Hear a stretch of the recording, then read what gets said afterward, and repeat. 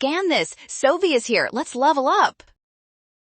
Probability problems often confuse students, but this quick breakdown will help you master the notation and identify the correct answer choice in under 60 seconds flat. First, identify G. It represents the count of successes in a specific sample of 60 elephants, not the entire population. This narrows our focus to sample-based statistics. You bought this.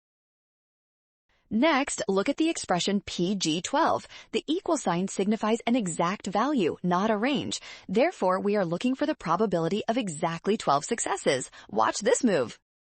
Finally, combine these pieces. We need the probability of exactly 12 successes in a sample of 60. Option E matches this description perfectly. That makes it our final winning answer.